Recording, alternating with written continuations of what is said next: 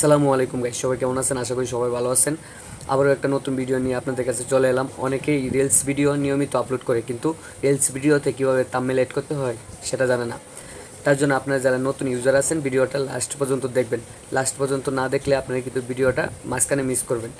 তারপরে আমাকে বলতে পারবেন না যে ভাইয়া আমি এটা বুঝি না, ওটা বুঝি না, সেটা বলা যাবে না।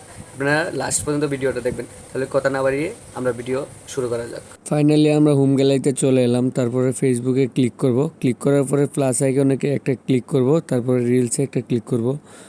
তারপরে আমরা থাম্বনেলটা সিলেক্ট করে নিব। এখন আমরা প্লাস আইকনে একটা ক্লিক করার পরে অ্যাড বাটনে একটা ক্লিক করব, তারপরে গ্যালারিতে চলে যাব।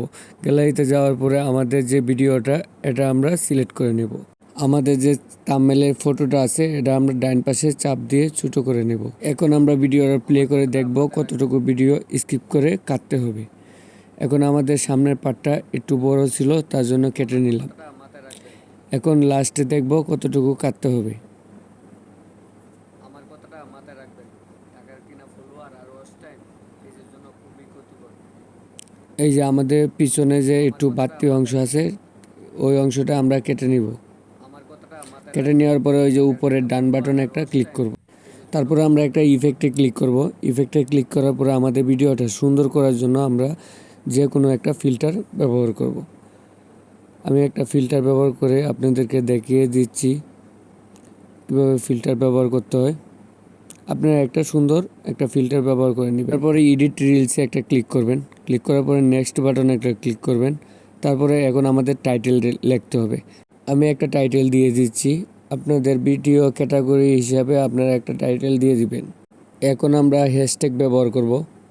হ্যাশট্যাগুলো আপনারা দেখে নিন। আপনারা চাইলে এই হ্যাশট্যাগুলোও দিতে পারেন।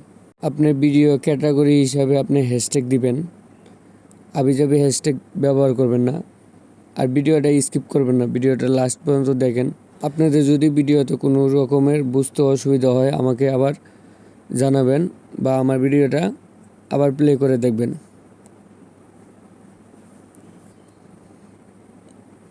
তবে হ্যাশট্যাগ দেওয়া শেষ, পরে শেয়ার নাওতে আমরা চলে যাব। যাওয়ার পরে আমাদের কিন্তু ভিডিওটা পোস্ট হয়ে গেছে।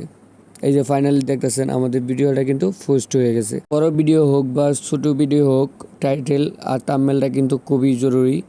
আপনারা এভাবে থাম্বনেলটা অ্যাড করে নেবেন। ধন্যবাদ, সবাই ভালো থাকবেন।